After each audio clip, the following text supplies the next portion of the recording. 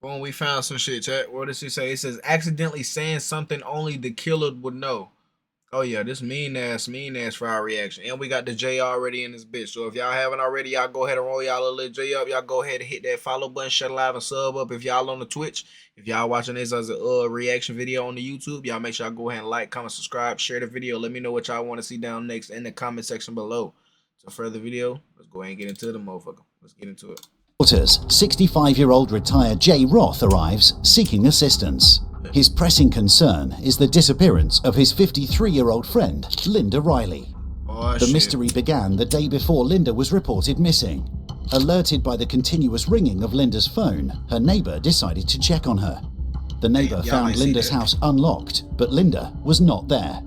Upon arrival, the police noted unusual signs at the scene. Linda's phone and purse were left in the house, items she typically carried when leaving home. This detail suggests... Right. That's a firm believer right there. When she leave that purse, first of all, when a woman leave a purse anywhere or when they going, that mean either one, they not going too far. Two, you feel me? They just finna go and come back. Or three, they just send your ass up. Or four, they add dead to hell somewhere else. You know what I'm saying? Hopefully it ain't number four. It's likely gonna be one or two, you feel me? Cause ain't no woman gonna leave without their purse, bro. That's like a goddamn, that's like they baby right there. Ain't no woman finna leave without their purse, you feel me? An abrupt departure or possible foul play. The Springfield Police Department, considering these factors, issued a missing endangered person alert and launched an investigation immediately. Jay Roth was with her 2 nights before she went missing. Detectives are aware of their recent contact and believe Roth could provide important information to help locate Linda. Right. Jay Roth steps into the interrogation room of his own accord, having requested a voluntary interview. He is informed that he is not under arrest and retains the freedom to leave at any time during the interview. Last night at about 3:10, I left. She said maybe she's going to get some cigarette, but she's tired of going to bed. Asked me to take the garbage and do that in the van and took that and dumped it. And then when I got back to the house, I texted her, made it home okay, because I said she's worried about me. So I called this morning, she didn't answer. She does that all the time, though. Not answer. Right. So, but I don't know. So I'm worried about her. Jay's demeanor during interviews with detectives stands out. He appears honest. Yeah, he appears honest, but I'm not gonna lie. If that was my shit, my little shit, or whatever y'all got going on, sound like Sneaky Link. He said that was his friend, but he just said they was taking the trash out. So it's apparently that he was with her. So you know what I'm saying? They had to be fucking or doing something together. You feel me? It had to be coming coherence. You know, coherence that they was together for a reason. You feel me? So if I knew that happened to my little shit, you know what I'm saying? I know I didn't do it. You feel me? I'm in that bitch bawling tears, you know what I'm saying? This nigga ain't showing no remorse. It's like, you know what I'm saying? He just chilling. He just sitting here telling a story. Shit wicked, bro. Genuinely concerned and eager to assist. Roth's earnest expressions and cooperative attitude paint a picture of someone deeply invested in finding Linda quickly. This urgency is because the chances of locating a missing person safely decrease as time progresses. Statistically, the first 24 hours are crucial. The likelihood of finding a missing person alive diminishes with each passing hour, raising concerns about their well-being. Roth's apparent eagerness to find Linda quickly could be interpreted as aligning with these facts. She's right.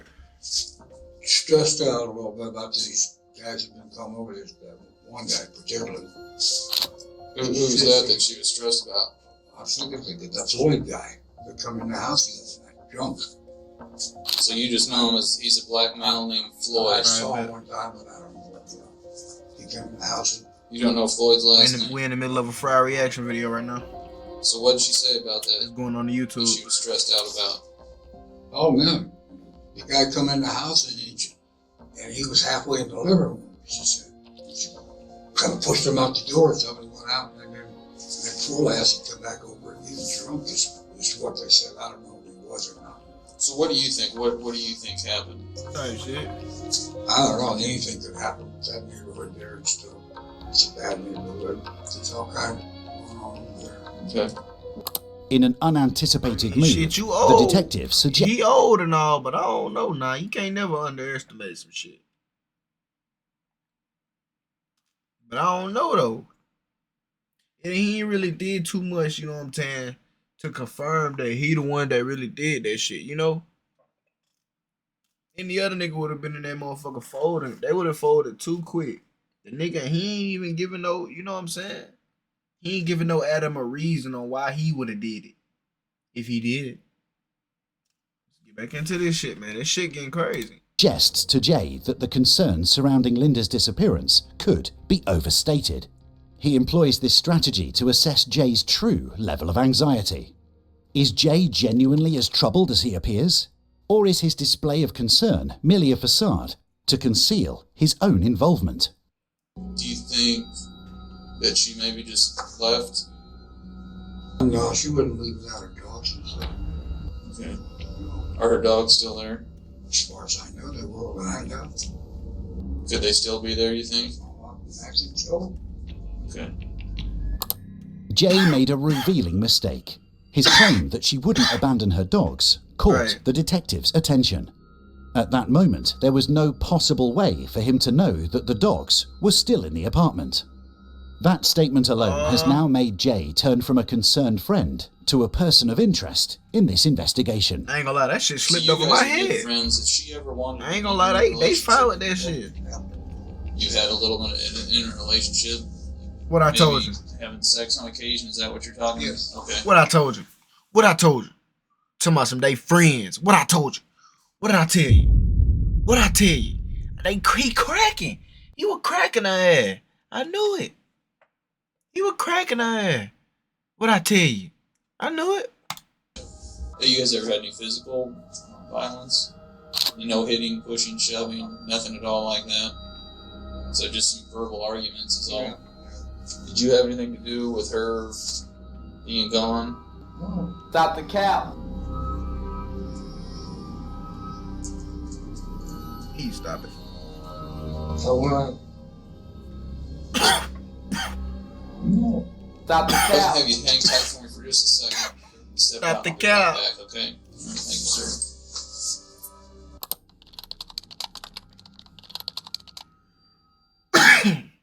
A day later, Linda Riley remains missing, and the likelihood of finding her alive is diminishing rapidly. Then, unexpectedly, Jay shows up again at police headquarters, bringing new information to the table. There are a couple, three things actually. Her ex, he beat her, pulled her hair. She come down to the house one morning after babysitting on her and tried to shoot her up and missed and threw her in the spot. Damn. And she always had bruises on her arm when he grabbed her. So one time, she had this guy named Roger was there, and he stayed about a week or so. But the police came to the door and he was hid in the bathroom because he was wanted. They said, I don't know his last name or anything else. I told her you got too many He girls lying like a and stuff like motherfucker. that. I'm just putting things out there as possibilities. I was thinking. At this stage, the detective is becoming increasingly skeptical of Jay's narrative. He's constructing a story with several possible suspects, Hella. which appears to be a strategic attempt to steer himself any away. suspicion away from Yeah. himself. You asked if I'd ever hit her. or she Oh hit me. God, nigga. I haven't. But there was one occasion when I was I took her over to see this guy she wanted to see. We dropped her off, but he wasn't home. They said, what are you doing? I said, well, I'm going to take you home. I don't want to go home. I said, well, I'm not going to let you out here. I want out. Like, I said, don't jump out here. Let me take you home. And she reached over to grab the horn in my hand. I went up like this, and it went in her mouth. She thought it was an accident completely. Linda lodged a formal complaint against Jay, alleging assault predicated on her refusal to consent to sexual intercourse. Wow, Upon becoming aware of the ongoing police What did I tell you? She ain't want to fuck him no more. She ain't want to fuck no more, so he killed that. She ain't want to fuck no more, so he killed that. That nigga that crazy about that pussy. She ain't want to fuck no more, so he killed his ass. That shit is crazy. Investigation into these allegations, Jay proactively returned to the police station with the intention of clarifying his side of the story. There's been a few people that have mentioned she was afraid of you. Do you know why they would tell us that? Because of that accident, she thought I was doing something, but I wasn't. But then we talked afterward, it was okay. But she wasn't afraid of me for that. What do you say to some of these people that kind of have said that she's scared of you, that you've been violent with her? I haven't been violent with her. I don't know where that comes from. You don't know why those people would say that? Because the biggest hang-up today, because we've talked to so many people, and nobody, there's no trace of her or anything after you leave the house, a little after 3. How do we, where do we go from there? Hang on 1 second, I'll be right back. We'll meet you out here in just a minute, okay? Following his second interview, Jay was again released to return home, as the authorities found no compelling evidence to justify his continued detainment. Although Jay may perceive his repeated release as a sign of the detectives' belief of his innocence, the truth is that their suspicion towards him is actually increasing. 3 days later, Jay Roth was called in again to the police station to undergo a polygraph test. For someone eager to help, like in the case of a missing friend, agreeing to a polygraph can demonstrate their concern and willingness to cooperate. Realizing this, Jay Roth has agreed to take the polygraph test. Jay, I'm the polygraph examiner here with the police department. They called me, said that you were interested in the polygraph exam in reference to their investigation with Linda. I'll walk you out. Hold on. If you're looking straight ahead for me, Jay, I'll get you dialed back in and we'll begin. He taking a polygraph. Are you physically responsible for Linda Riley's disappearance from her residence on February 27th, 2012? Did you physically remove Linda Riley from her residence on February 27th, 2012? Did you physically cause the death of Linda Riley on February 27th, 2012? What do you say? Stop the cap. In the first 2 interviews, Jay came across as surprisingly relaxed. He sat back in his chair, showing a lively and friendly demeanor. However, as the investigation evolved and Jay was looked at as a prime suspect, the gravity of his situation appears to have dawned on him. Jay sits alone, waiting for the results of his polygraph test to arrive. He looks completely dejected and worn out. Moments later, the detective enters the interrogation room. The detective updates Jay on the investigation, explaining that search warrants have been issued for his van and home. Well, we got the results back, Jay, and it's kind of what we both knew. You failed it pretty bad. So let's just cut to the chase. Tell us what happened. Let's get this over with. Damn, results came back fast as a motherfucker. Oh, that's a polygraph. I'm tripping. I'm thinking that's a goddamn, you know what I'm saying, DNA motherfucker. A DNA sample. That's what I'm thinking. I'm true. Our crime scene technicians, they're out at your house. They've been serving a search warrant at your house pretty much all day.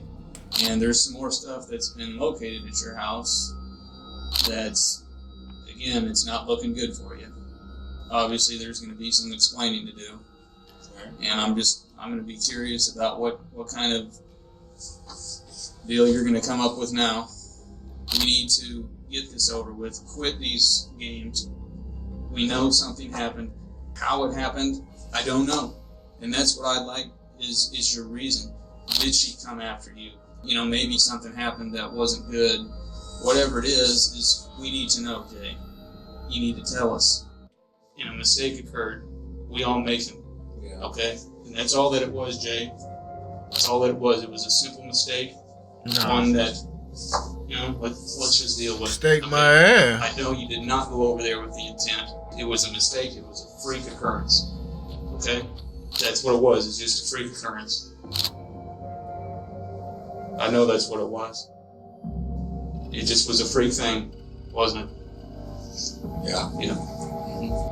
Even after the confession, there's a concern that Jay would change his mind in the future and claim that this was a false confession made under duress. Therefore, the detectives need Jay to lead them to the body, providing physical evidence that the murder did, in fact, take place. We were talking on the couch and stuff. Get along just fine, you know. You want the fuck? We were talking about her getting out of there, like I said. And she wouldn't let me touch her ass. She wouldn't let me touch her ass, officer. So I. I'm telling you, this shit crazy, dog. She wouldn't let me touch her ass, officer. She wouldn't let me touch her ass, officer. Just things happen. Didn't mean to do anything. Why are you having people stay over that are hurting you and like that? Or she got mad, like I said, she done talking. I guess scuffled a little bit and stuff. Banged her head. So I took it over to the house. I guess she would have mattered what I thought of her. And she went and just smacked me. I said, you don't need to be doing that stuff like that. She tried to holler at me. And I smacked her and she fell and hit her head. I guess like she didn't come around. It hurts me so much. No, it does. No. So we're willing to look care of you. Do whatever, but I know. we do have a pretty good relationship. I know. He just saying, I know. Nigga, he just know his job is done. I know. Yes, just go ahead and let it all out. Tell me it all. Tell me it all. Because that's all they need from your ass. That's all they need from your ass. Once they get that confession, it's over with, gang. It's over, bro. It's over, bro. They don't give a fuck. They just ready to throw your ass behind the bar, ready to come your goddamn judge. It'd be easier for the DA. Throughout the interviews, Roth consistently discusses his affection and admiration for Linda, asserting his role as her protector. However, an underlying theme of control and coercive behaviour becomes evident. In the aftermath of Linda's death, Roth's actions further complicate the narrative. Where'd you take her, Jay? That last place we went, Aldridge. Aldridge? Buried her? What? You burned her? Couldn't even watch that. I didn't know what to do. Is she still out there? What's left? What's left? Yeah. Are her bones still out there? What the fuck? What the fuck? Did you take any of her bones with you? No? What would you think about taking us out there, showing us exactly where it is? That way maybe we can... I figured you would. I think you're right. Well, your ass going to fucking... Well, you got to chill, old man. You sit your ass down. You didn't mean to hurt her, my nigga. You burned the body. What the fuck? What are we talking about? You didn't mean to hurt her. My nigga, you burned the body. You hurt her after life and before life. What is we saying?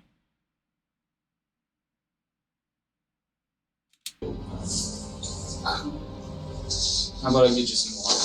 I'll get you a cup of water real quick. I'll take a quick run. I'll get you some water. That shit crazy, man.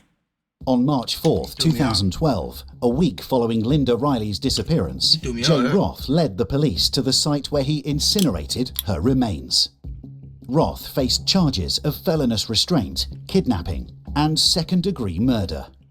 The second-degree murder charge was due to the lack of premeditation, not meeting the criteria for first-degree murder. During sentencing, Roth's attorney... He argued that a maximum penalty of only 10 years should apply What? because of his client's age and ill health. But the circuit court judge firmly disagreed, saying Roth was a danger to women and children. Oh, God. In July 2013, Roth was sentenced to life imprisonment in Missouri, Yes, which sir. means 30 years.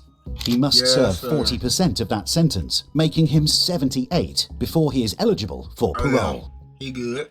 He good.